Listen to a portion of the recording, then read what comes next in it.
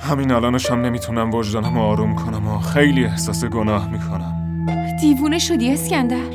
تو اصلا خبر داری که من قبل از شروع این کارا به چی فکر میکردم؟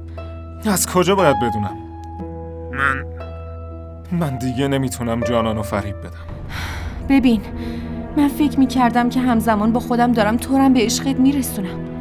اگه اسم این کار فریب دادنه، منم دارم رحیمو به خاطر عشقم فریب میدم. همه اینا موجهه. اما فرید من اسکندر، تو همه این کارا رو به خاطر عشقت میکنی. این حق توه. ببین، گوش کن.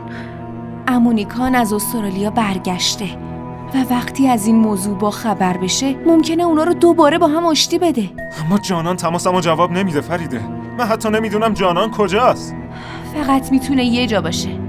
نورین بهترین دوستشه، تو اینو میدونی. اون بود که زندگی ما رو به هم ریخت.